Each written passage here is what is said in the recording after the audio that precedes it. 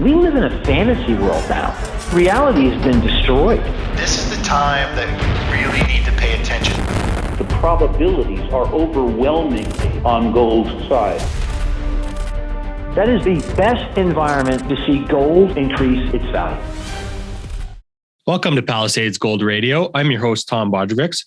This is a pre-recording of a Twitter Spaces live event that we hosted. If you'd like to be a part of the next one, go on to Twitter/Palisades Radio, and you can be part of the conversation. You can listen to our conversation on the desktop, but it works better on the mobile app.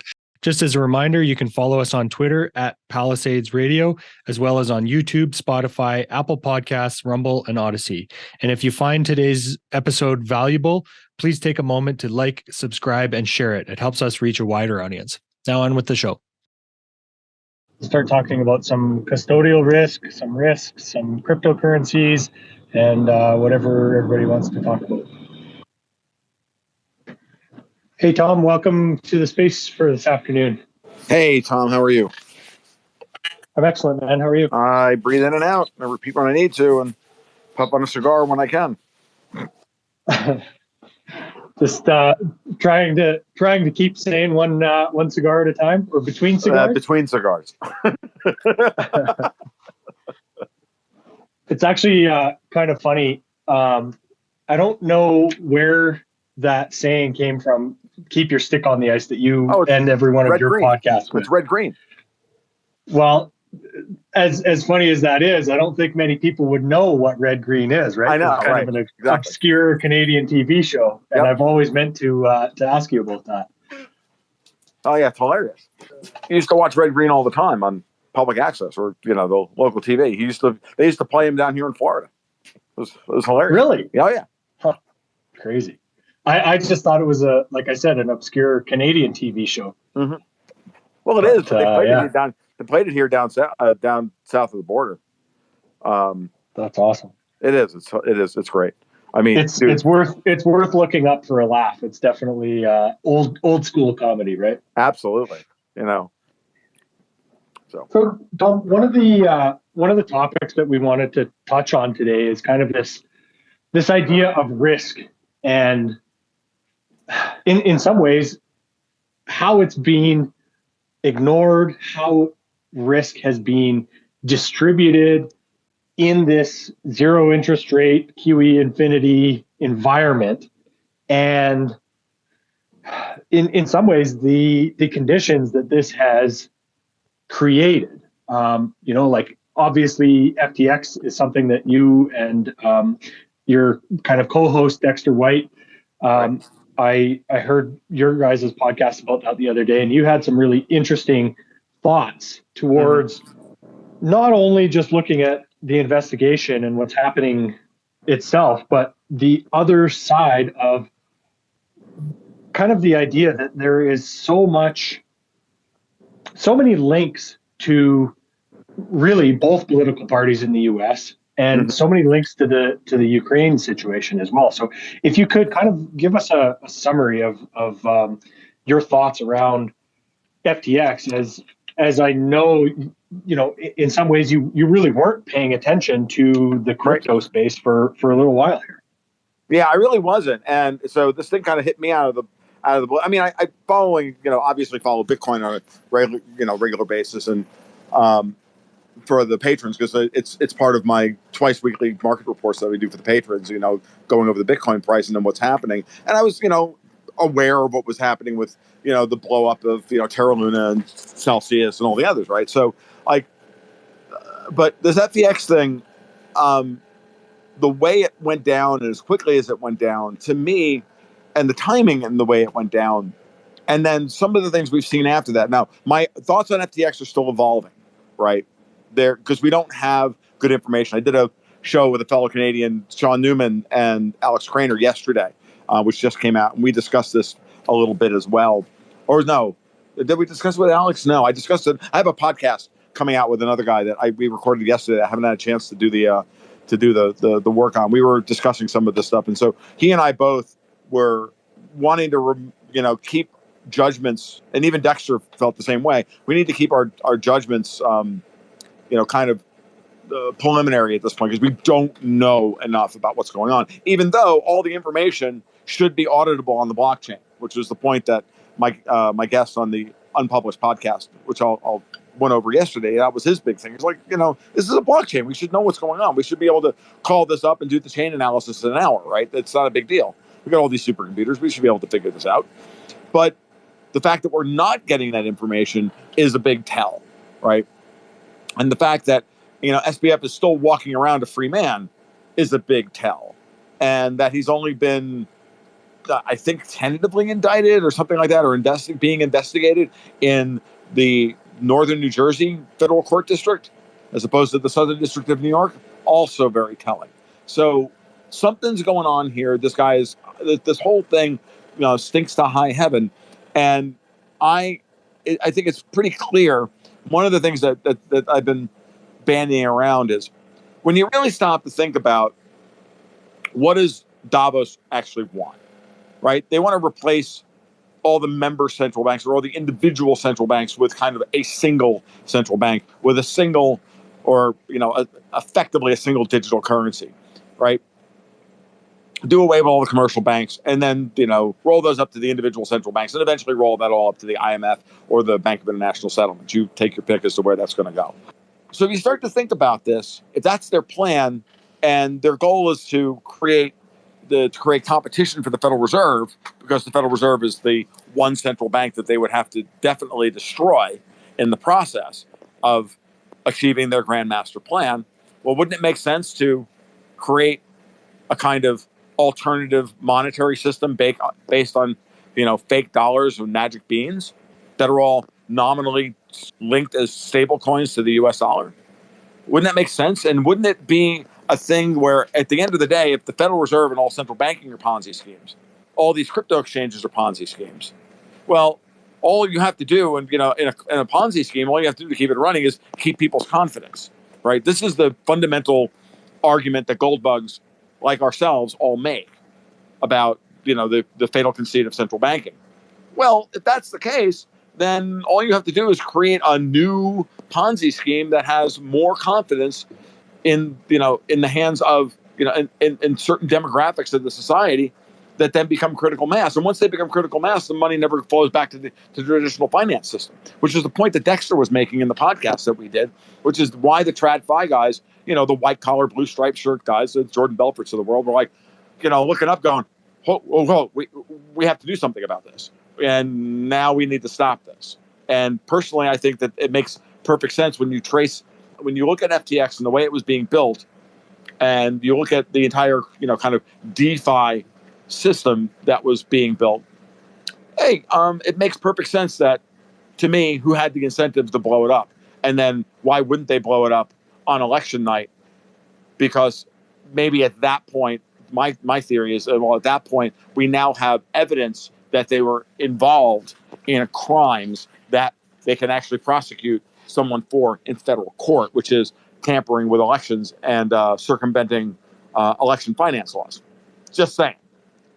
Yeah, and it's so interesting to kind of, like you guys said, to just take a step back and take a more dispassionate view of what happened there, and then kind of put your conspiracy hat on. And it's hard to imagine that SBF didn't have some type of pull with whoever he does, or some type of political affiliation.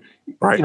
If this was such a big deal, why hasn't he been arrested yet? Why do we not know more about, where these assets went yet? I heard the other day that he's only been invited to speak in front of Congress, or invited to a congressional hearing.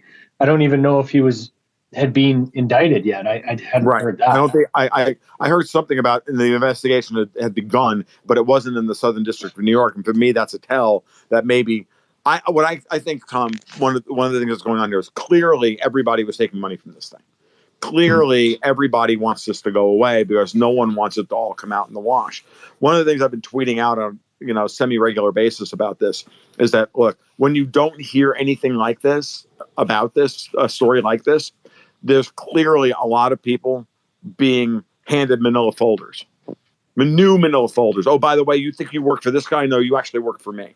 This was John McCain's entire life, trying to figure out which manila folder he was supposed to support on a daily basis before his brain tumor finally did us all a favor and got rid of him. That guy was owned and operated by so many different people, he couldn't figure out who he was supposed to take care of on any given Thursday. So imagine now that the same thing is happening to a lot of members of Congress, to a lot of members of in various alphabet agencies and all the rest of it. And the question now is, well, you thought you worked for X. Fill in the blank as to who X is. Could be Klaus Schwab, could be George Soros, could be Mitch McConnell, could be Mitch McConnell himself is getting a manila envelope. Clearly, someone leaked the information about Mitch's PAC taking money from this guy at a particular moment on purpose. There's another angle on this vis-a-vis the Panama Papers. That once the Panama Papers came out and they blew up, a lot of the offshore dark money circuits that they had, they needed to spin up a new one. So why not crypto? Because hey, all the kids are into it, and we can steal all their money again too. So hey, why don't we do that? Because if there's one thing you got to realize about this is that it's very clear to me that we are in the last phases of the wealth extraction mode and the abandon all hope ye who enter here, thinking, oh, you're going to get to keep your crypto billions. No. As the meme that we published with Dexter's article about FTX was the picture of the two old guys from Trading Places going, those are our Lambos, Mortimer, right? And they're stealing they're driving our Lambos, right? Because they just really feel like they are entitled to all the wealth. And all of a sudden, these 20-somethings we're making billions and driving Lambos around, right?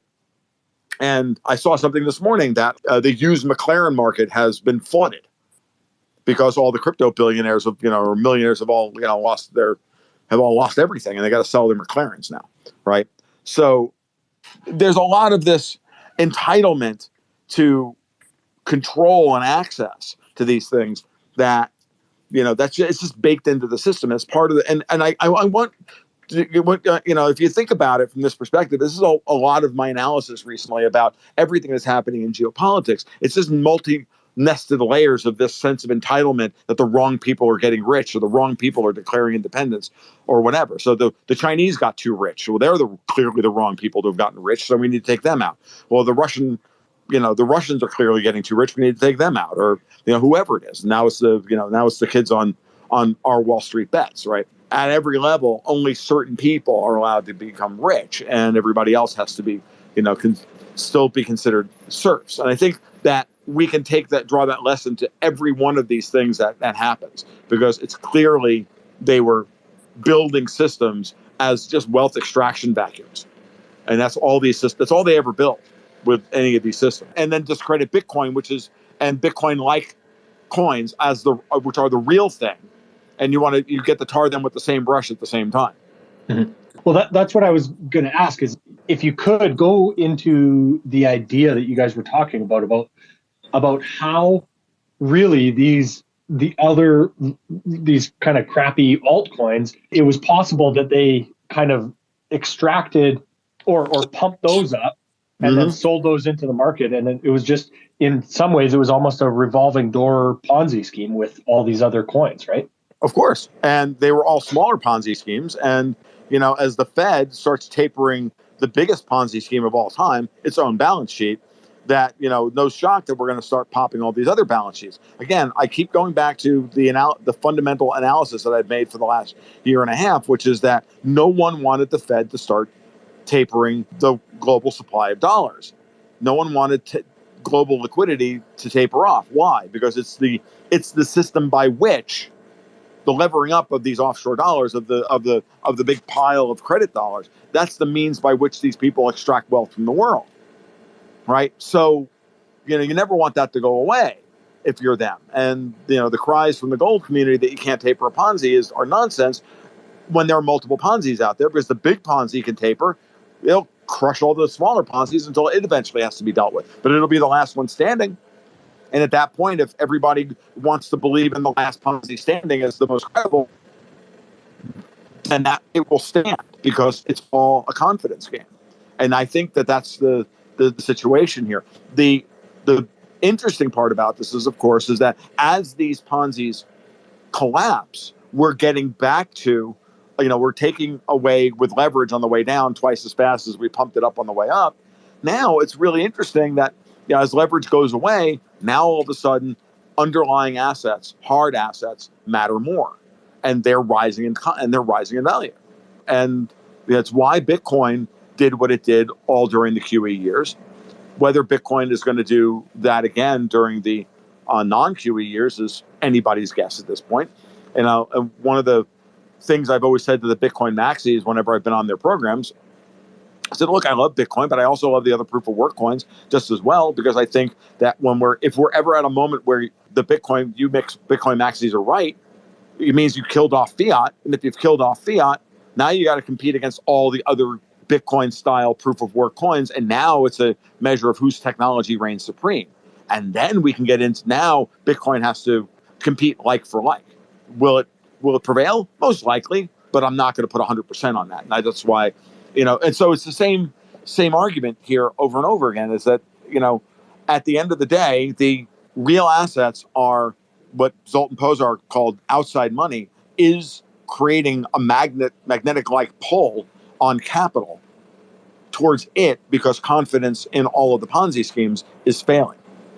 And, at this moment in time, I think the Fed is trying to do everything it can to gain back its credibility with the markets. It's having a hard time, I think. Right? Yeah, absolutely. That's a fair point. So can we in some ways point to Fed raising rates as really one of the root causes of FTX blowing up? Absolutely. And I know there's no way to know this, but considering there are presumably more exchanges, and not only crypto exchanges, but there's all kinds of different financial products that have been built around and relied heavily upon zero and or extremely low interest rates. As these rates start to climb, and this is something that I've been talking about for a while, and I've really been trying to get a handle on everybody's thoughts on how long it's going to take these rate hikes to really work their way through the system and to actually inflict the damage that they are going to. Yeah, it's a good question. I listened to your interview with Daniel DiMartino Booth from about 10 or 12 days ago the other day. It was very, very good. And as always, Danielle is always a revelation whenever she speaks. And she was talking about these very things. I think everybody absolutely needs to listen to that interview. FYI, well done on that one, Tom. And I asked, I said the same thing. I've been asking that same question. Is like, how long is it going to take? It's going to take as long as a majority of people are still in denial in the Kubler-Ross model as to, the death of the Fed put. The people just refuse to grieve and accept the fact that the Fed put is dead. And I think, in the 5 stages of grief model, a lot of people are still in denial. I think the rally we've seen in the last 48 hours is a classic example of this. Did Powell come out yesterday and say anything that was any less matter of fact, blunt and hawkish than he said at Jackson Hole? No, really. Did he say that, I'm going to raise interest rates I'm signaling I'm going to raise interest rates by 50 basis points in December, which is kind of what he's been signaling that he's going to, raise interest rates by in December since like June. You'll be at, 4.5%, right? What did they say at the beginning of the year? That they would be somewhere between 3.5% and 4%. They're actually over that. So why is everybody, saying, why is everybody going, happy days are here again? The Fed is, backing off. Was everybody really that long dollars? Did they get that scared into dollars? Or is this just another one of those moments where, again, another point before I ask that question, is remember that we live in a world where almost every financial manager alive has never traded a bear market in U.S. Treasury bonds, right? We've been in a bull market in U.S. Treasuries up until this year. Technically speaking, if you look at an annual chart, candlestick chart of the U.S. of the 10-year, it's been in a bull market since 1983, right? Or 1986, right? It's spectacular to look at that chart because it just continues down, and then all of a sudden it breaks that trend. Yeah. And then we had a big bone, and then we had, big boner up bar for this year. It's given back a little bit. It's gotten a little flaccid in the last couple of weeks, but realistically speaking, that the big long 50-year trend line is broken at like 2.25%, 2.5%, whatever it is. We're not getting anywhere back. We're not getting any there in the next 22 trading days or 23 trading days. So we now have a technical signal that we've got a 1 bar annual bullish reversal signal on the US 10-year. And there's a lot of people who, since they graduated high school and wanted to become bond traders, have always traded a bull market and always traded bear market, corrections within a primary bull market. And they don't know what it feels like to trade an actual bear market in US Treasuries or an actual bear market in US stocks, like the one we had from 66 to 84, right? Where the S&P 500 traded sideways for 14 years. I mean, they've had a little bit of a taste of that post 2008, granted. But, a real long-term grinding bear market like we had in the late 60s all the way through the early 80s. So, I think a lot of that is playing into investor sentiment. It's playing heavily into investor psychology. Remember that markets don't trade on fundamentals; they trade on momentum and sentiment.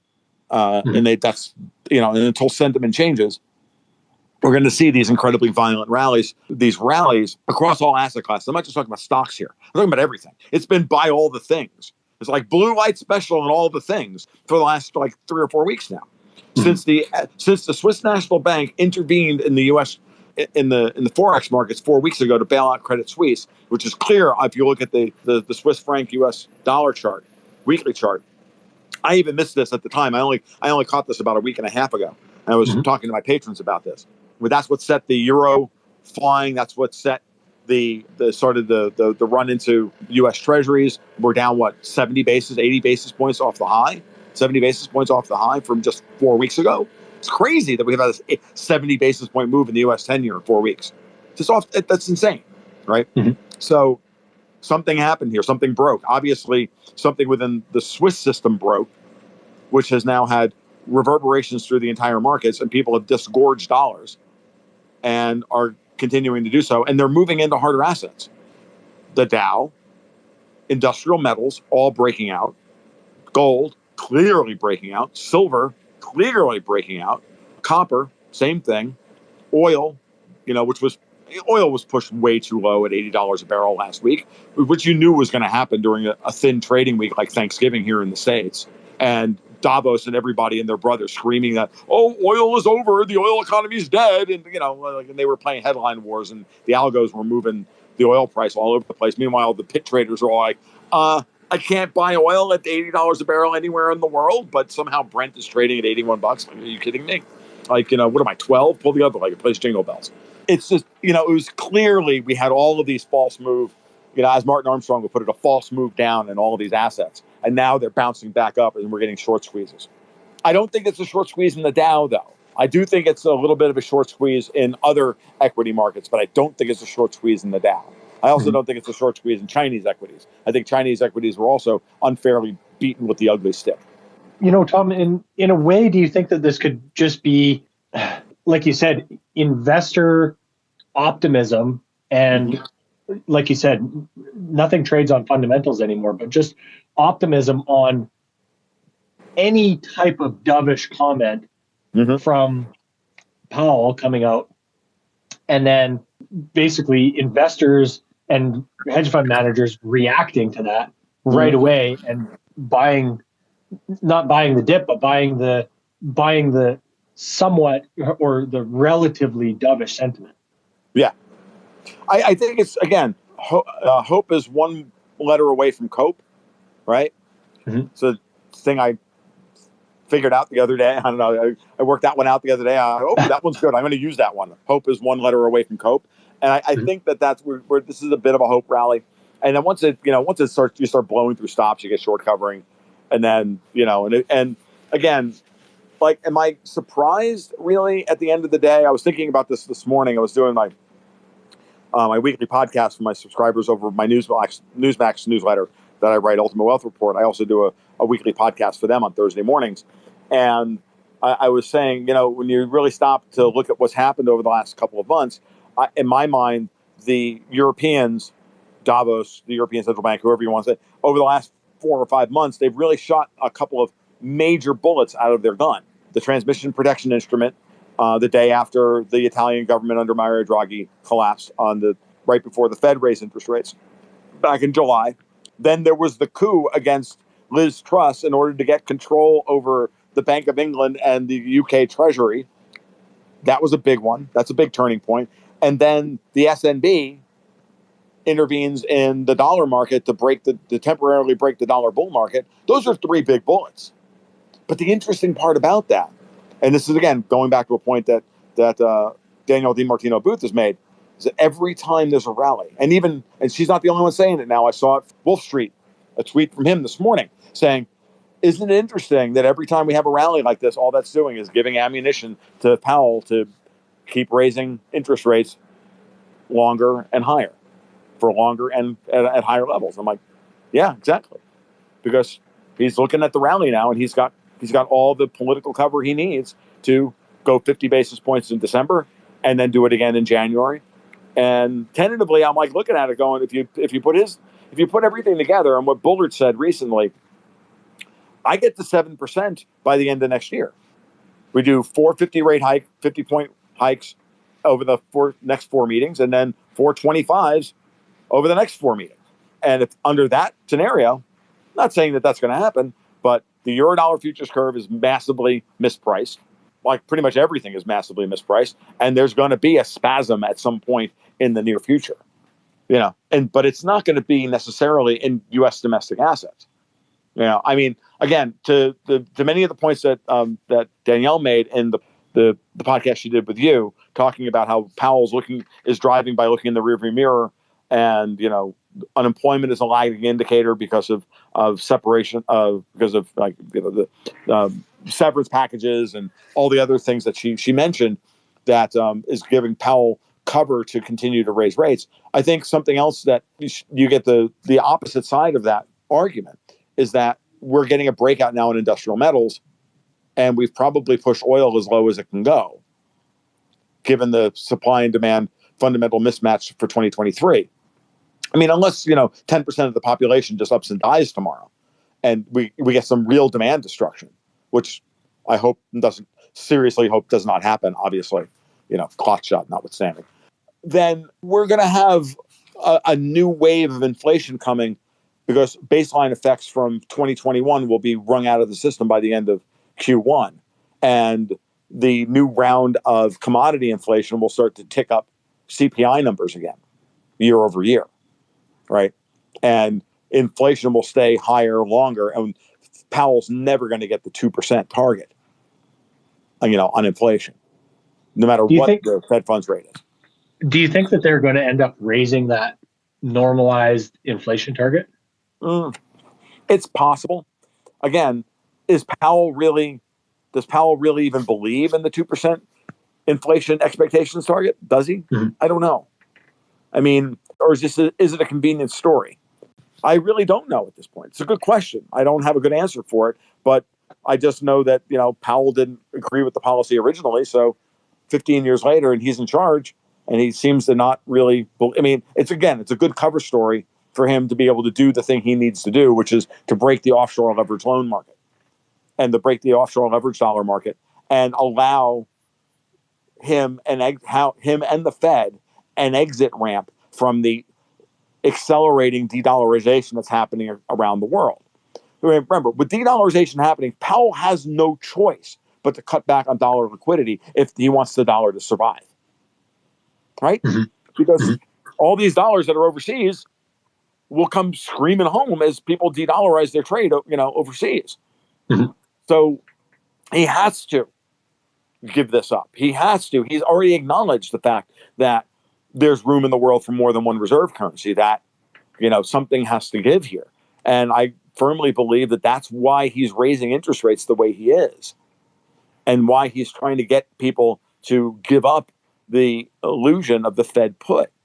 Because if he doesn't do that, then we never get back to rational risk assessment through a commercial banking system in the dollar payment layer ever again if he doesn't do this. This is the time to do it. If he doesn't do it now, he's never going to get another opportunity. It'll be too late. Mm-hmm. I know there was some people going back and forth with Brent Johnson yesterday about his ideas about the milkshake theory and the fact that it hadn't panned out in 2020, 2021. What are your thoughts towards that? We just discussed a possible situation, but if the dollar keeps breaking all these other economies and, quote unquote, the dollar is the cleanest dirty shirt at this time, what happens when all those dollars end up coming back to the U.S.?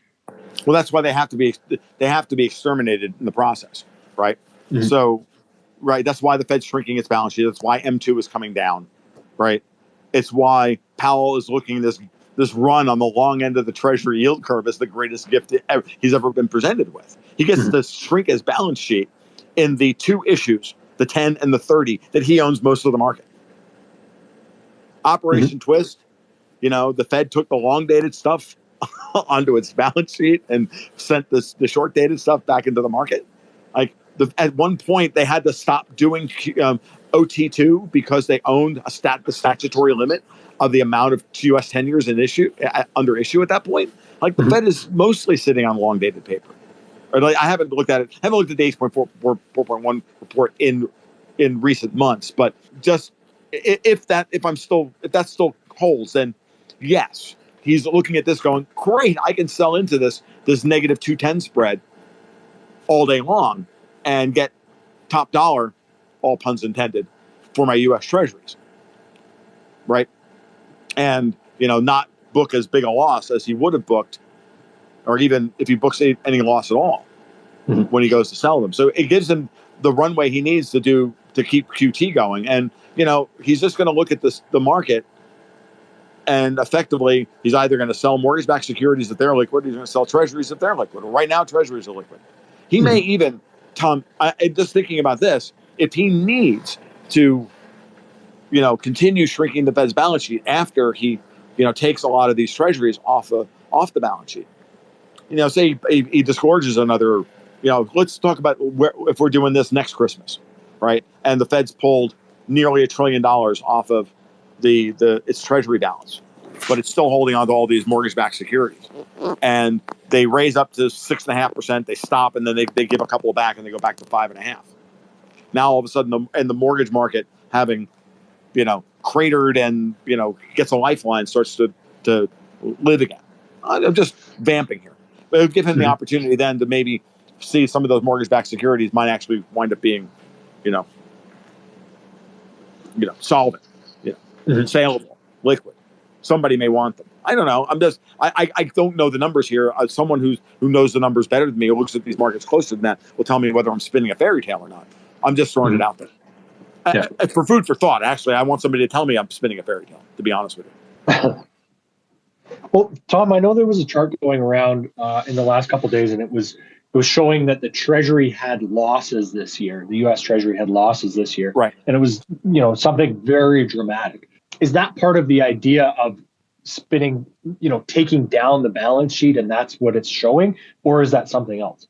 I think they're booking a loss, right? The Fed is booking an operating loss this year because they lost a lot of money on their holdings, and they have to, when they make a profit, they remit that back to the Treasury, and the Treasuries always like to get that money. But I think everybody's making a little bit more out of that than they should, because there was never really that much money. It was what, $50-60 billion. I mean, we send that to Ukraine every Thursday, right? So the fact that the Fed may lose $15 or $20 billion in a quarter, okay. They've got a $9 trillion balance sheet. Does anybody really, does Powell really care? I mean, you know what I mean? I think it's politically bad for the Fed, because Elizabeth Warren or Lizzie Slapaho will be out there screaming, "Oh, we're giving money back to the evil banks, and what's going on here? And the Fed's bankrupting us all, and then we have to pay the money." And like, oh my God, would you please get over yourself? You used to be a Republican. Shut up. But it's the funny part about Elizabeth Warren that nobody wants to remember. So I don't know. I mean, to me, I think it's an issue, But I think it's more of a political issue than it is an actual, honest to God, money issue. Because the sums we're talking about on a daily basis, we waste that and we throw it around blithely, practically daily anymore. So I think all of that's just really a rounding error. When the federal budget was much smaller, $50 billion was a lot of money. Today, it's like, whatever. We find it's couch money to both the Fed and the Treasury. Yeah, it's crazy to think how big the debt has gotten, how big the deficit has gotten, how big the public liabilities have gotten. Right. And, again, kind of going back to the FTX situation, a rise in interest rates basically caused that to blow up. Yep. And then when you think about, the pension crisis that we saw in the EU, in the UK, sorry. Sure. And what that was caused by, it really makes you wonder how much further these aftershocks are going to keep reverberating through the entire economy and the entire world, and this whole financial system that has been so used to the environment that we've seen. Yeah, it is a really interesting moment. What I would ask everybody to think about, and this is where I always go, because I always think strategically. How do you benefit from this arrangement? How do you lay in and prepare for these moments? You knew at some point the Fed was going to defend the dollar. Like if you're China or you're the Russians or you're even the EU, at some point you have to say to yourself, the Fed's going to strike back here at some point. Now, obviously, Davos thought that they were going to be able to get rid of Powell and put in Lael Brainerd and have the Fed be a captured, rook, right, or queen or whatever you want to call it on the chessboard. Mm-hmm. They failed, and now that rook is running around, taking pieces left and right. But, for the other players at the table, they knew that the Fed was eventually going to defend itself. So wouldn't they lay in a whole bunch of, landmines to go off if certain triggers that, certain things happen? Mm-hmm. Like, it's the way I described. Remember, we go back to Archegos Capital from a year and a half ago. Mm-hmm. And I wrote an article about that, and I said, I called it Archegos Bikini Atolls. Right. And I asked the basic question. I didn't have a good answer for this. I was doing what I normally do, which is my typical schizo posting, taking some pieces of the puzzle and going, oh, look, how did this happen? Like, how did this series of improbable and unfortunate events occur? And how did Bill Wang get the same, get a credit revolver from 8 different banks with the same, over the same tranche of collateral? How did he buy it? How did he use that collateral 8 times? Right, with 8 different, prime brokers. How does that happen? A guy like Bill Wang with, his criminal record, and I stress the word criminal with a capital CRIMINAL, right? How does that happen? Unless somebody wanted it to happen, unless they planned for it to happen. Evergrande. How does Evergrande blow up the way it does? How does FTX blow up the way it does? Like I ask these questions, and I ask the obvious one after that: Cui bono, who benefits from this, and cui malo, who gets screwed by it. And when you start thinking in those terms, you start going, oh, if I'm China and I want to, put some pressure back on Wall Street and and some of the European prime brokers who are screwing with me, what would I do? I destabilize the credit markets by, and the prime brokers by sending Bill Wang out there to lever up a whole bunch of bets against AMC and a couple other silly meme stocks, right? And then give that same amount of capital to Cathie Wood and then stick her on CNBC and then book her on CNBC for the next 2 years, right? Well, the same thing with Evergrande. If you look at Evergrande, as far as I'm concerned, all Evergrande was the Communist Party of China saying to George Soros, oh, by the way, you're not getting your money back. Sit on it. Go spin. I don't care. You're not buying. You don't get to buy influence through owning our property markets. You don't get to buy political power in China the way you bought it everywhere else. And, oh, by the way, we're stealing your money while we're at it.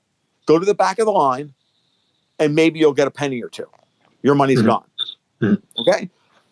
These are strategic plays made by powerful players, and they're not stupid.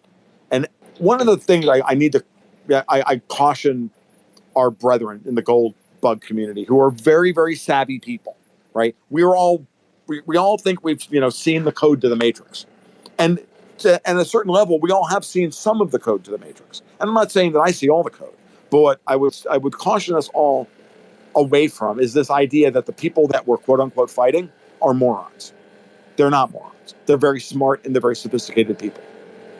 Okay? They don't always make the right moves, and sometimes they make tragic errors. Mm-hmm. But they're also fighting against equally powerful, sophisticated, and subtle people and clever people. And so, if whatever we can see, they've already seen and have already laid plans are. And all we're going to do is describe, in that great quote by either Dick Cheney, or I think it was actually Donald Rumsfeld who said it. Oh, I think it was Dick Cheney. It doesn't matter. But we create reality, and you're forever chasing the reality that we created, right? That kind of from the Bush administration. There's a lot of that still going on, and that's kind of what we do, all of us. Some of us do it better than others. Some of us have better days than others, and we should all listen to each other. But the one thing we should never do is think, I can see how dumb these people are. They're not that dumb. They aren't. There's malice. There's some incompetence. Power may make you stupid, but it doesn't make you. It may make the guys like Soros indiscriminate in their use of power, or Biden or whomever, indiscriminate in their use of power, and that makes them dumb from a strategic perspective. But it doesn't make the people that they're fighting equally dumb. And I think we tend to do that a little too much in our reductionist reductionist analysis of what's happening. That's the one thing I would leave everybody with. Mm-hmm. Absolutely. Tom, we have a question for you from Mike. Mm-hmm. If you could come on, Mike, and just unmute yourself and ask Tom your question.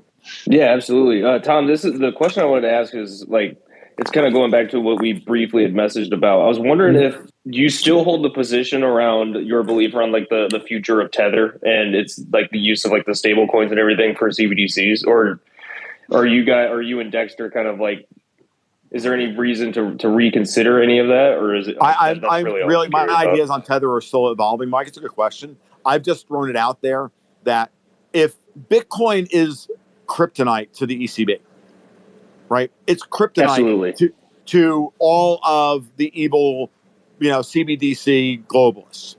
Now, at some point, was Tether a scam? Oh, most definitely post haste Ricky Ticky. Absolutely. Is Tether still a scam today? Ooh, that's a good question, because Bitcoin needs a liquidity pair. It needs something to trade against.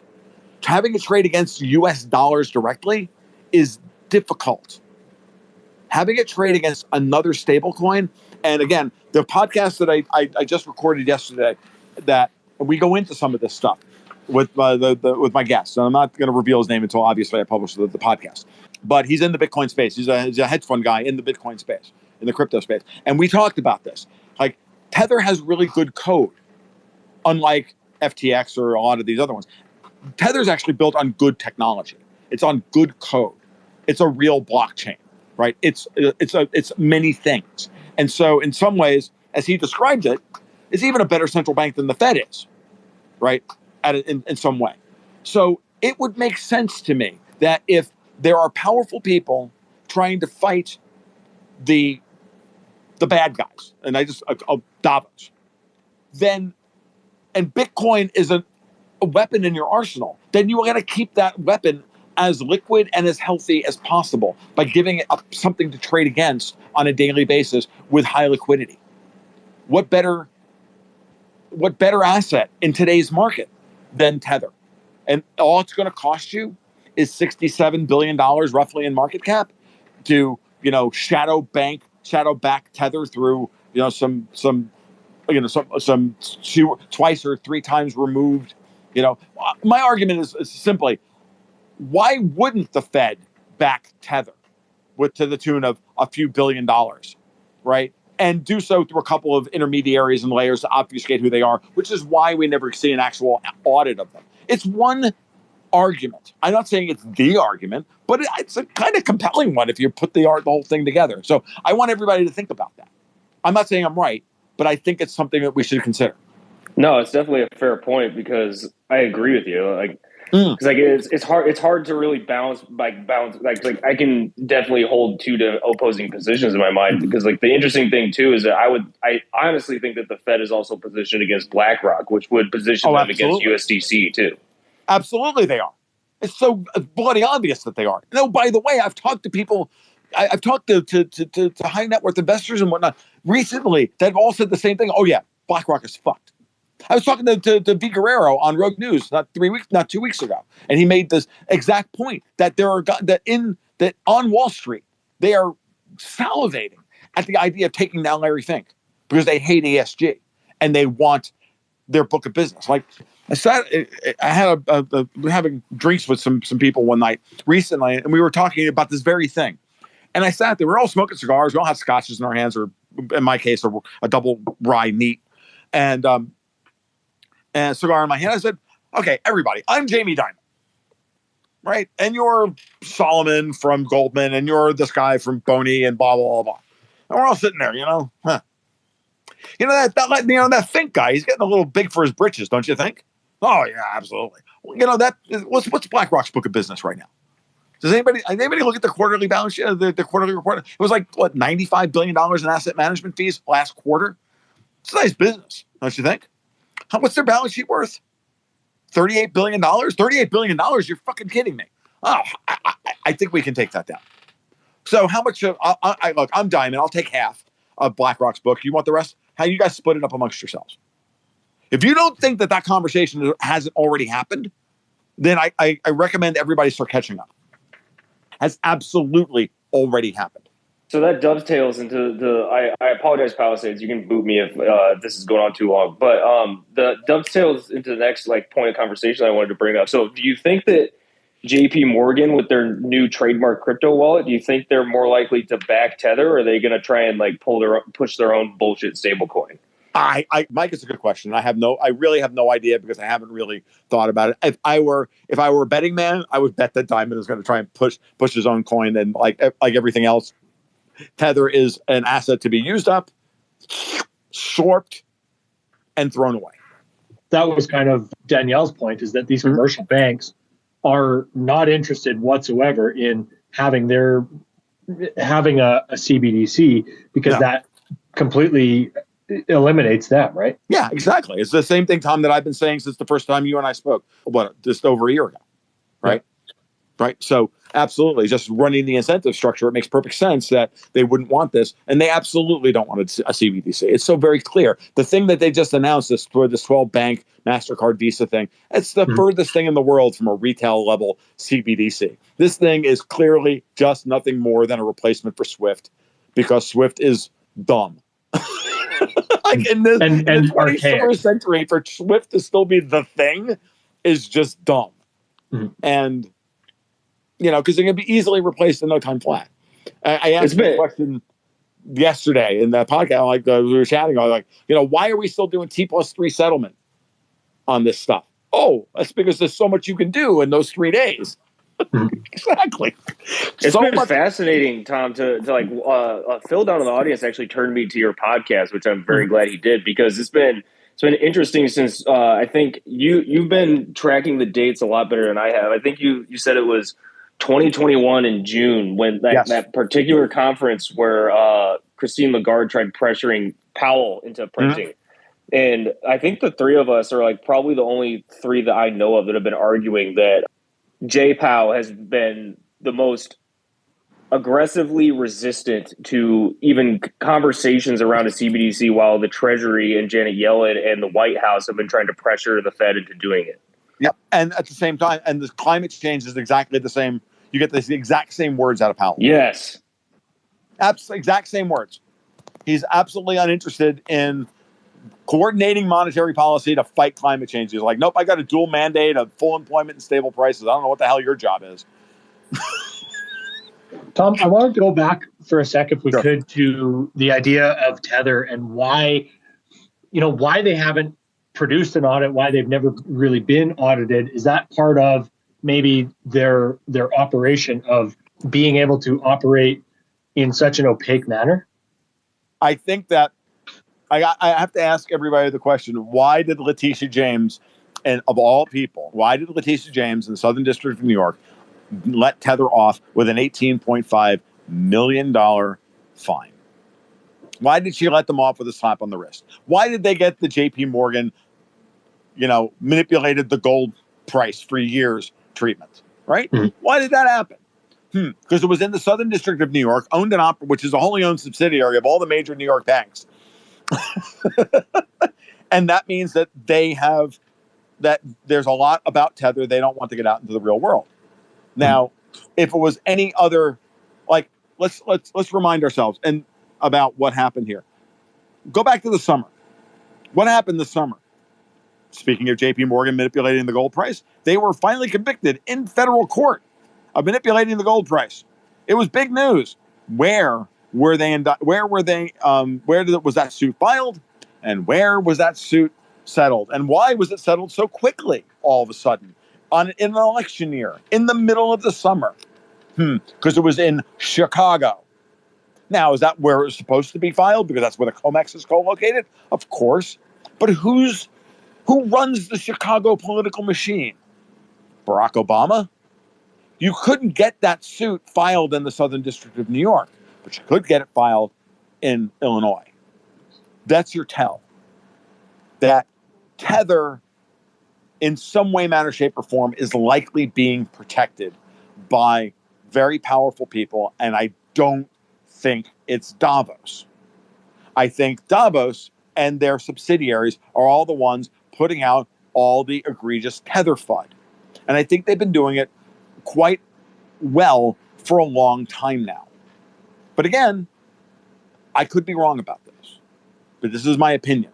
And I urge everybody to do as much research as possible. But remember, here's the gig. There's going to be a lot of misinformation out there. There's going to be a lot of malinformation out there. I've read multiple articles about Tether that look like they were immaculately researched, and they were nothing more than a big freaking gish gallop. They were nothing more than guilt by association. They were typical. It was bad research. It was terrible.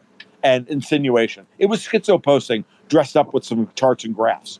If they wanted to increase confidence, though, an audit would greatly increase everybody's confidence in it. So why not do it? Because if they're backed by the Federal Reserve would rather be caught dead than being exposed to being the backer behind Tether. Or better if to just let it ride and let the FUD play itself out. Eventually, the Overton window will shift.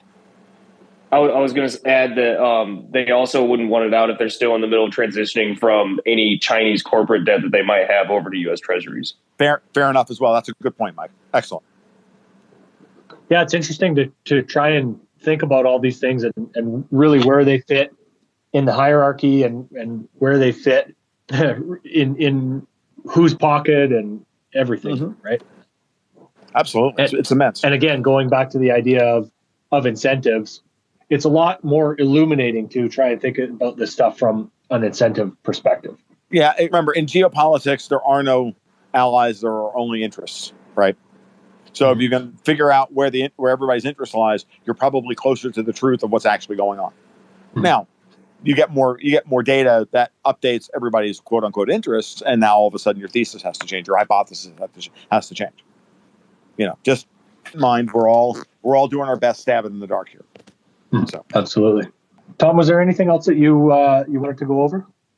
No, Tom. I've hogged the microphone more than enough. I can see that there's that Bob and some other people want to speak, so I can happily relinquish the microphone and move on. So thank you guys for everything. I really appreciate being invited, Tom, and good luck to everybody. Have a great night.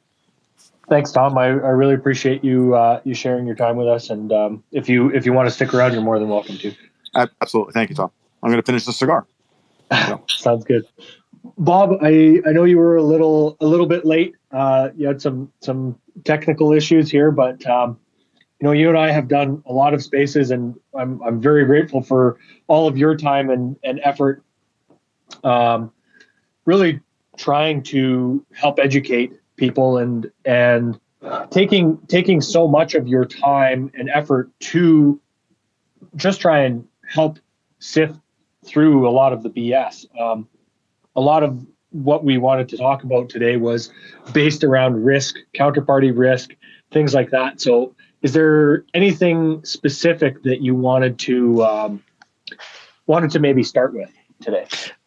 Yeah, I guess it's kind of hard to top tether, I guess, when it comes to risk management. I mean, because I don't think anybody really understands how they operate.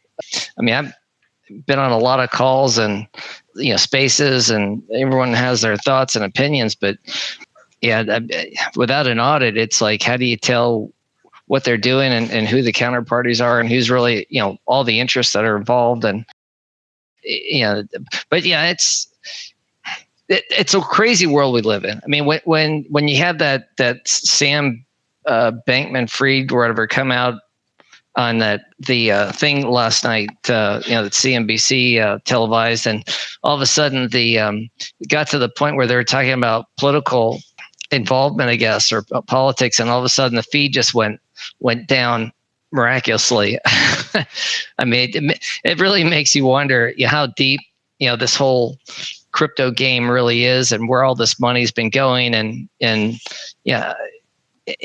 how easy it is to launder it, and to move funds around into dark pools and things like that. So I don't know. It's a sign of the times, and my thoughts are, until that washes out, you haven't seen the lows. And I kind of agree. I think you're probably going to see another move down in the markets, probably starting in the next week or two, going into the first quarter. With the idea of the market or the economy slowing down, with some of the PMI numbers and some of the other economic numbers showing weakness. And at the same time, inflation is actually kind of rolling over a little bit too. So these are all things I think that ultimately hit the market at some point. But yes, there's a lot there to kind of I guess to digest when it comes to the dollar and tightness of dollars, or the volume of dollars out there, to try to slow down any type of patriation of dollars coming back on shore, which really get put into place, that type of thing. So wherever you want. One update I was going to mention. Okay, I was going to say, maybe the idea that really even the precious metal space isn't immune to this type of fraud, and maybe you could kind of go over the depository fraud case that really hasn't gotten any airtime whatsoever. Yeah, I was funny. I was just about to mention that. I got off the phone with the receiver, the office that's doing the receivership, and they're actually, tomorrow they're going to be submitting to the Delaware courts their plan, I guess, or their forensic accounting, which I think went for 6 straight weeks, basically turning over all the data, the boxes, anything that was there, they went through and trying to uncover who owns what, that type of thing.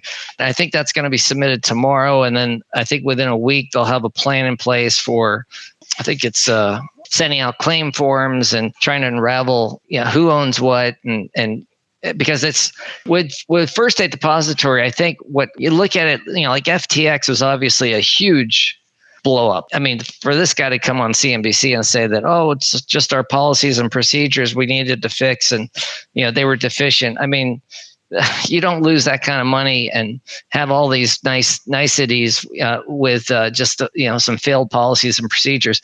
The case, I think, with First State Depository and Argent, which is the dealer side, these schemes are very similar. You take a person or take an individual that is obviously trying to use assets to leverage from, to gain more wealth or more income.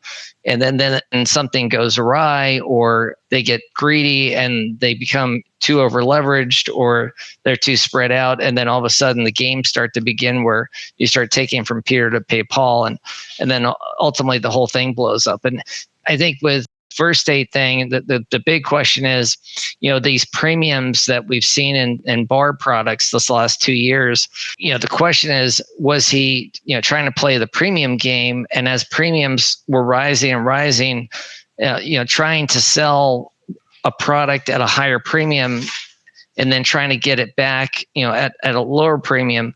There was a lot of, because we saw premiums that we've never seen before. Was that potentially one of the things that did him in? Is basically, the premiums just got so high that he could never recover, some of the income stream that he was selling product for. But that case it's something that I try to help people understand when I talk about risk management and choosing a depository. There are a lot of IRA custodians that just got held, they're stuck holding the bag with their clients until we actually know, we see the documents probably the next couple of days. These IRA custodians, some of them didn't give clients choices. They chose First State Depository without doing any due diligence. So, it's the same thing that you see on these crypto exchanges almost. These guys come out of nowhere, they get rich, they buy prominence with donations and gifts and things like that. And then all of a sudden we find out that, you put them in front of a microphone, that they're about as smart as a rock. I mean, it blows my mind how, some of these, like, 'cause I've been on some of these FTX spaces, and it's like, these things are like 30,000 people on these things, and there's almost nothing of substance that, they talk about. It's not like when you're dealing with guys that have been in the regulatory business or the regulated side of trading and fund management and running a broker dealer and a swap desk or any of those things. Those things are so much more intricate. The details of operation and the knowledge base is so much more diverse. But most of these guys, it seems like they're just, everyone's kind of shooting from the hip, and it's almost like just a gigantic pump and dump the last couple of years. So but not to digress too much on that, because it's obviously, I hate to see people get hurt, that just didn't understand, the entire risks, or basically were swayed by promoters, or like we're seeing now, the sports and celebrity stars pumping certain programs and getting paid for it. So, because this is all reminiscent of the 1920s and the stock operator days. I mean, it's the sole reason why, the Securities Act in 1933-34 came out, was to try and curb all this malfeasance and deficiencies and that type of thing. And it seems like history repeats itself, I guess, or rhymes, I guess. These cryptos probably marked, the ultimate top in this, game of printing money for the last 20 years or so. And this is, it kind of goes into this fray of, choosing custodians for your assets, understanding the custodial risk, understanding that, some of these programs, especially when you get into digital programs that are either asset backed or just tokens, really understanding, trying to get actual audits, not just simply like with asset backed tokens. It's very common to have an allocated program or some sort of pooled program, and they give you an audit of a physical count on a certain day, but you don't really ever see a full-blown financial audit, which actually explains a lot more about the operations of the company and who their counterparties are, and the sponsor relates with maybe the custodian and the trading partners and that type of thing.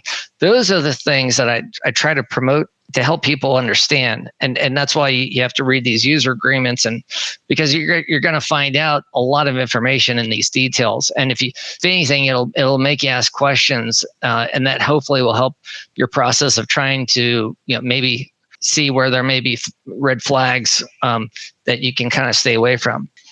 Yeah, you and I have gone through a couple of these user agreements, and it's insane to actually read through what you're agreeing to and the legal language. I can't remember, just off the top of my head exactly what one of them was. I could look it up real quick, but it's when you actually take the time to read some of this stuff, it's just insane to actually agree to that, these terms and conditions. Yeah, you see this a lot with, some of these promoters, they get paid, or there's some type of interest involved, and they don't really. You try to speak out, and you get absolutely squashed, or you get trolled, or you get berated, but in reality, these agreements are all telling, or you're basically signing away a lot of liability, or a lot of recourse. You're signing, basically, you fully understand the program, you fully understand the software. Nobody does. I mean, I'm sure that there are people that run these programs, or that run the operations, that don't understand the logic and the code and all that kind of stuff. So it's just, and hopefully this FTX thing and all these exchanges blowing up will get people to kind of realize, hey, listen, it's, maybe some of these programs are great, with a little bit of money that I could afford to lose. It's a convenience thing. Maybe there's some opportunity. Yeah, that's fine. Everyone can take risks and that type of thing. But I think a lot of people that are really putting a lot of money into these things, that's what I'm trying to avoid, is people maybe being promised the moon, and they throw a lot of money into it, more than they should. And, that's maybe appropriate. And then something like, unfortunate happens. That's what I'm trying to get at. It's great when people take risks and that type of thing, if they fully understand it. But it's, some of these things are just, when you see these clauses and things like that, they're just red flags. There's a lot of opportunities out there. There's no need to take opportunities that are one-sided, and basically if something goes wrong, you have absolutely no ability to get any money back or anything like that. So, and you're seeing, with leverage unwinding here, you're seeing risks increase. You're seeing financing costs go up. You're seeing a lot of different things that are adding cost structure to a lot of programs that they did not factor in maybe 2 years ago when you had zero interest rates. And so those are other situations. And you look at the metals market right now, the physical metals market. The last 3 weeks, business has really died down. With prices going up and the premiums as high as they are, I think a lot of people have just walked away and said, listen, I'm not going to spend, the market's gone up 20% or 10%, and I still have to pay a 40% or 80% premium, and I have to overcome that just to break even. It's making people think twice about chasing this market right now. And you're seeing, that's why wholesale premiums are crashing right now. Yet the retail premiums, they're not willing to budge, but the bids are falling and the spreads are widening.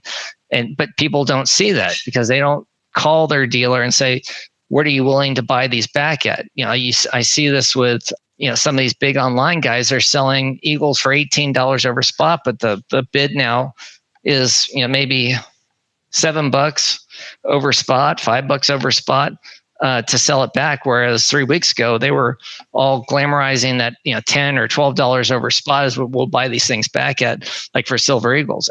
And it's difficult to get this kind of information. That's why I try to put this out there to help people understand the market that they're invested in. It's just another piece of the pie that, it's a tool that people can use to kind of help guide them and, maybe get them into the right product. And, we're actually, I have a pricing sheet that we post on our website. It's, fairly close to wholesale rates, but that's what we sell product for to people all over the country. So, but it gives people on Twitter a chance to see, let me just see what, the pricing is. And that way I can compare to my dealer. And, if my dealer's charging way too much, at least I have a source or a reference that that can guide me. So those are types of things that I like to try and to point out there and help people, through this process of trying to protect wealth and purchasing power and that type of thing. So Bob, when you're looking at some of these user agreements, what are some of the red flags that you think people should be looking for?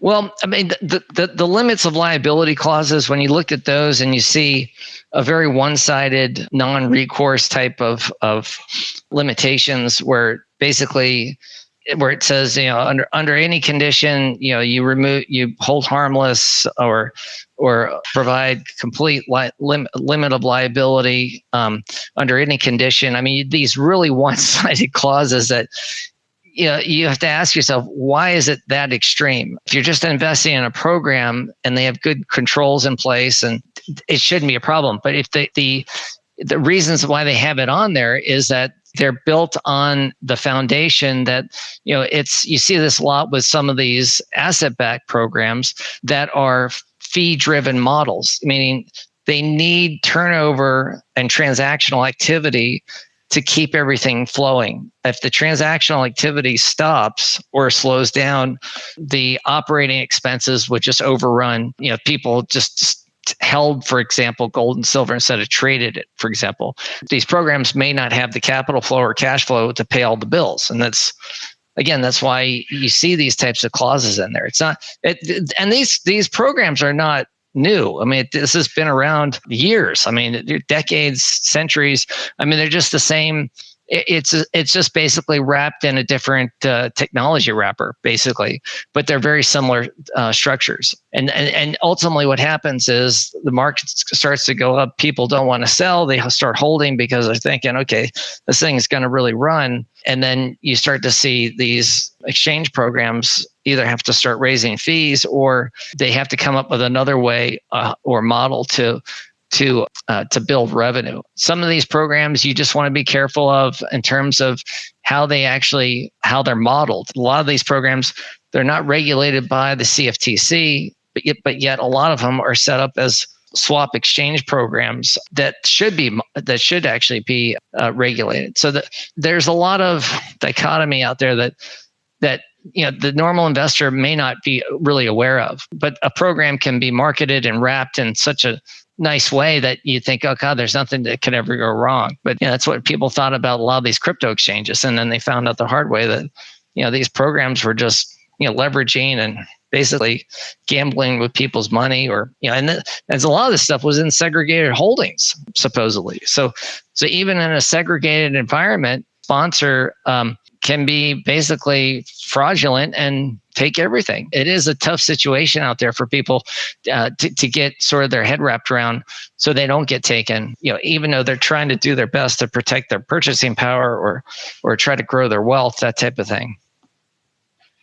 So, Bob, what are some other examples of where these programs have failed? Like, obviously, crypto is one of the easiest things to point to right now, but there's a lot of these types of programs in the precious metal space that have and are also under scrutiny for issues like this, right? Yeah, I mean, there's a lot of good programs, a lot of really good players out there that attempt to try to put together something of convenience. They have the client's interests at heart. The problem I have with the industry right now, there's obviously a lot of misinformation. There's a lot of fear mongering. There's a lot of greed. I watched the LBMA. It was on the LBMA website, but they did a little presentation. It was like a little hour-long video. And they're basically talking about how the premiums were so high, but what it ended up doing was they basically almost glamorized the premium, saying that actually attracted more people to the market because everyone all of a sudden started saying, well, listen, I could actually buy this coin and it could go up in premium, let alone the spot price. And so you had this sort of greed mentality. But what was happening was the way the industry was promoting this stuff in a lot of ways, the retail dealers in the public, because you saw this on YouTube, you see this on Twitter all the time, is that these things are shortage of supply. If you want to buy it, you got to buy it now. You saw this piece when APMEX came out with a $10 bid for Silver Eagles, and they posted it on. There was an article on Zerohedge about that. They started interviewing some of the other gold dealers. It was an article designed to almost create frenzy. And that's what I hate to see, because what ultimately happens, which is we're seeing right now, is the premiums topped, which I could almost tell from, and I was calling it on Twitter. I was like, this is it. It can't get any better. But what the problem is, when people start buying at these high premiums and then the premiums do start going down, and they realize that when they go to sell these things back, that they're getting a small percentage of what they bought them for, it starts to kill the momentum of the market. And the industry, I think, over the last 2 years chose premium instead of education and good policy, I guess you could call it, sort of a best interest or best practices policy.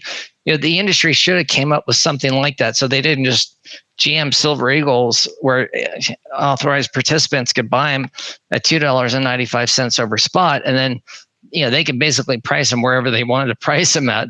They had a monopoly on the supply. And problem is the public ultimately sees that.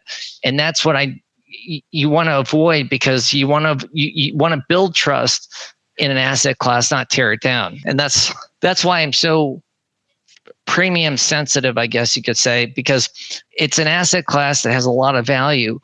But like any industry, you take advantage of that. You're going to take advantage of people's trust in the asset ultimately, and the way they see it. And I see this a lot with people that have been in this asset class for such a long time. Educate people first. You don't really use the glamour and the fear mongering. You just try to help them understand what they're trying to invest in. And the industry needs more of that. Gold and silver don't need, unlike crypto and I think Bitcoin, gold and silver sell itself. I mean, it's time tested. There's nothing that anyone was really going to say different, unless there's a technology that maybe silver or gold or platinum can take care of, that just came to fruition. I mean, you see the large contangos now, and that's one of the reasons why I posted today. You had over 2 million ounces go into the registered category in silver. Was you saw the contangos because we rolled into the March contract. You're at like a 25-cent premium right now over the spot price. So from a financing standpoint and collateralization standpoint, it makes sense to start putting silver back onto the exchange. That's something to watch for. I mean, those are things that I'm trying to explain to people and have them understand, just so they see it and it doesn't dissuade them, or you see a dealer or a promoter that comes up with some crazy idea and that idea never comes to fruition. At least you can understand this is why things are happening, if that makes sense. I don't know if I'm getting too stuck in the weeds here. Yeah, I think so, Bob, because you and I have gone over that a good amount of times. And if anybody has a question about that, put up your hand. You posted earlier that JP Morgan adding to the list of, is it custodians of the GLD? Yeah. Yeah. So that's what I wanted. I think we should go over next, is like why that is, such a big deal. Well, to me, it seems like, to understand the ETF and GLD, it's a business operation. Any of these ETFs, all they are structured vehicles, investment vehicles, and their sole purpose is to enrich the sponsor, the authorized participants, the trustee, and the custodian. They're just, they're fee generating machines. That's basically what they are. I think what may have happened was having another custodian basically allows authorized participants to trade with that ETF at other locations that outside of just London. If it's convenient, or if it makes sense to trade from Zurich, for example, and have a vault there because it's closer to some of the refiners, and JP Morgan has such a stronghold in the metals business, it would allow the authorized participant to then put metal on account with JP Morgan under their name, and then they can move it via unallocated into the ETF, and then it goes back into an allocated account under the ETF's name. That's my sense, is that from a trading standpoint, they're trying to figure out how to maybe add more volume, I guess, or more trading activity where these authorized participants can take advantage of more arbitrage from different locations, if that makes sense. Yeah, it's just trying to add. Would it be fair to say depth to the market? Yeah. I mean, you could say that some of these guys will have some great posts. They'll show the Shanghai, for example, premium or discount to where London gold's trading at. So you may have arbitrage opportunities where GLD or the authorized participants can take direct advantage of it with being in different locations, and therefore they can, for example, gold goes up and becomes, say the fund actually goes to a premium to net asset value, they can actually sell shares into the market, deliver gold to the fund, and try to capture that arbitrage by selling higher valued shares or shares that are above net asset value, and delivering the underlying to the fund. And so they can lock in that small gain. And that's what these authorized participants do. And they do it all day long. So they add trading and liquidity flow to these vehicles. Now, what's interesting is with SLV is that the short interest has actually been rising, at least from what I've been seeing, where the actual metal there hasn't been new metal delivered into the fund. So the big question is the short players that are shorting, are they actually market makers that are short, not necessarily speculators, or looking for secular moves, that type of thing. So if they're more short, being they may not have the silver to deliver, but they still want to capitalize on when the premium to net asset value, they could actually sell shares via short and then try to buy those shares back or develop some sort of arbitrage activity where they could capture gain that way instead of actually having to deliver physical ounces into the fund. But that's part of the market that none of us are privy to, because that's not regulated in terms of, it's not reported, I should say. So you don't know who's doing what. When you see shares of SLV held by Morgan Stanley, for example, it just is reported as one line item. Morgan Stanley has 100 million shares or whatever the number may be, but it doesn't break down that 100 million via, is it the trading desk? Is it clients that have it? Is it the fund management of Morgan Stanley? Is it the prop desks? Those are things, it would be nice to get that information, but that's the tough part about London. You don't get that breadth of knowledge, I guess, to help understand, fully what's actually going on. It'd be nice to be a fly on the wall sometimes in some of these trading desks to actually understand how they're influencing silver and that type of thing. But that's partly why silver gets caught up in these sort of violent or volatile price swings, is that there's a lot of arbitrage, or there's a lot of trading activity that's going on in multiple different venues, and then you have people that are also hedging their metal.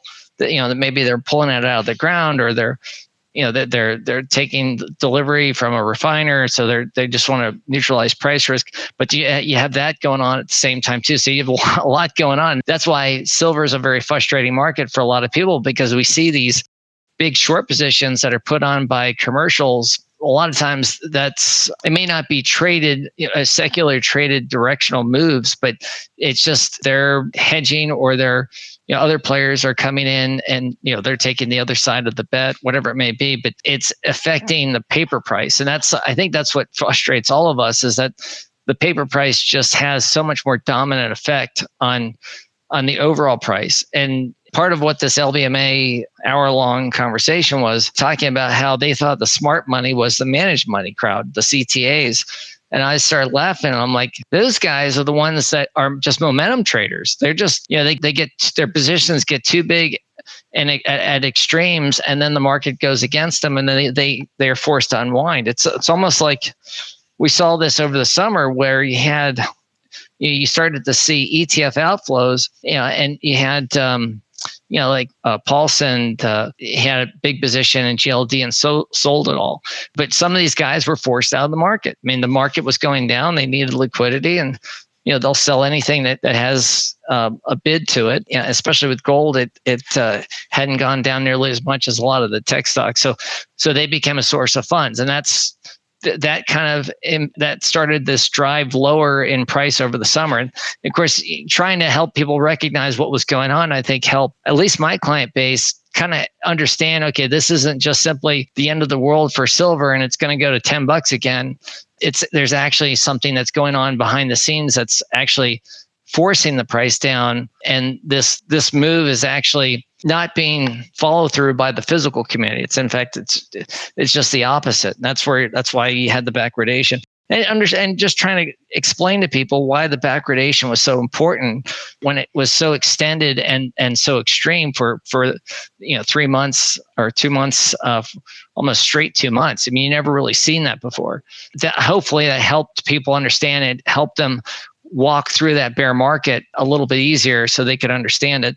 Once that settles down and washes out, the selling's done at that point. And that's why what's interesting, what I've been saying the last few weeks is that, especially with the retail crowd kind of backing off here a little bit, nobody believes the rally. And so I mentioned in another interview, I said, the thing would be, a lot of people are saying we're just going to get, I think this is when silver was at $20, and everyone's saying that, well, maybe we're going to pull back and then you buy it. I'm like, why would there be a pullback? We went down for 19 straight weeks. I mean, the selling got too extreme. And that's why now you have people that are wanting to buy on the pullback, but the pullback's not coming. And it's an interesting phenomenon, because this is where you could actually see the metals take off unexpectedly. I've seen these kind of markets before where people distrust the rally, and that's typically how a bull market begins. It's sort of like a hated rally, I guess you could say, just like this bear market rally in stocks. If you get a move down in the stock market again,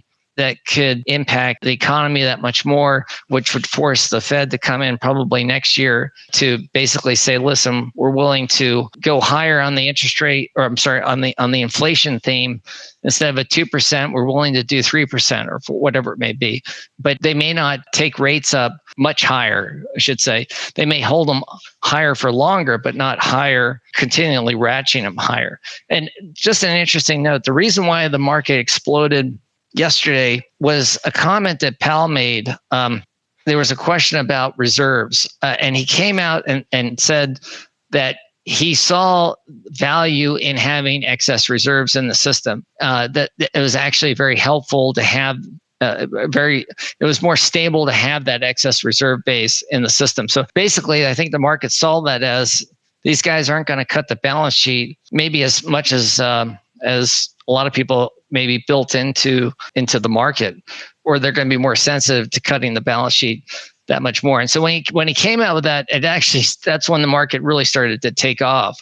And that may reverse, who knows? But it's just, I think it's his way of signaling that he's not going to be too draconian, knowing that if he continues to hike and create more dollar illiquidity, you could see an escalation of the downside in the economy, and that wouldn't be great for tax receipts as well as funding the U.S. government. So there's a lot that I think that he was trying to maybe help support, as well as the primary dealers. You got to remember, the primary dealers, with the bond market getting crushed as much as it did, start of November, these guys were getting killed. And banks, you got to remember, a lot of the banks' portfolios aren't marked to market. So anything that's held to maturity, they don't have to mark to market. So there was a lot of unrealized losses on a lot of these banks' balance sheets. And so I think they needed to maybe develop some sort of, I guess, plan to try to at least get some relief in these asset markets,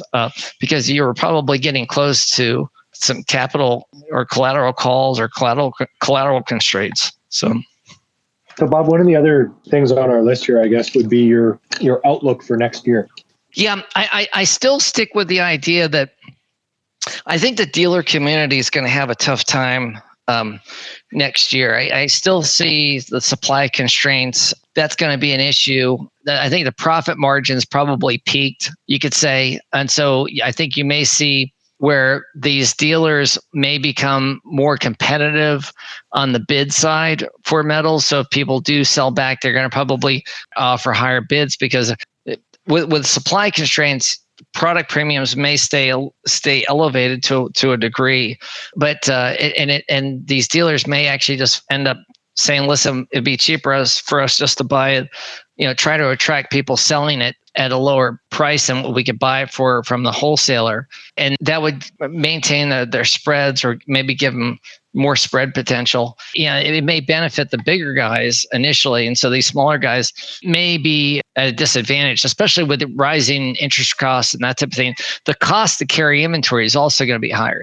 So it may not be fruitful to buy from the wholesaler and sit on the inventory, because if you're using a line of credit and your interest rates are going up, it's just costing you more money. That's some of this stuff may be filtering back to wholesalers, that if these dealers can't move this inventory, and we get stuck in a malaise here, you may see, and this is one of the reasons why I think premiums are coming back down, is that wholesalers may be stuck with more inventory than they may want. And then you got to remember with the US Eagles, the 2023 is coming out. A lot of these wholesalers, they have to take orders and give commitments to the mint, and premiums too high, you're not seeing the demand. Some of these dealers are stuck with 2022 product or backdated product because they're willing to pay a high price because premiums were going up and everybody was thinking, okay, this thing's going to last a lot longer than we thought. But now that collapsed back down, there's a race to try and bring those premiums down so their commitment, they can try and pre-sell some of these 2023 coins so they don't have to sit on that inventory. There's a lot of flowing parts to this business that I think to try and help people understand. You don't really hear that side of it. You just hear, well, there's manipulation and you got to buy the metals now because you're not going to be able to find it, next week. And that's the kind of stuff that it doesn't serve any purpose. Like with the Sunshine Mint, for example, this idea that they obviously saw a profit motive of not making blanks, but making proprietary product. They could make more money doing it. That's great. But why not tell people, or why not tell the market that 2 years ago, instead of all these speculation and rumors and pointing fingers? And so basically people could understand that premiums on Silver Eagles aren't going up because there's so much demand. There's just half as many Eagles being made. And so, remember, that creates the frenzy in a way. And then everything's based off the Silver Eagle premium. So it's much easier to raise proprietary product premiums if the Silver Eagle premium is so much higher. Trying to explain that to people. And there is so much garbage in this industry. I see dealers talking about how they have to pre-order product 90 days out. Nobody pre-orders product 90 days out. Or they talk about how their line of credit is so large, but in reality, there's a lot of puffery going on. There's a game of trying to create credibility. I think that's more for salesmanship than it is for knowledge. And I think the consumer is starting to catch on and just get burned out. They're tired of the stories and all these speculative type of thoughts and ideas, and they just want to kind of understand what's really happening. Why, is this a good investment or is it not a good investment? Just keep it simple.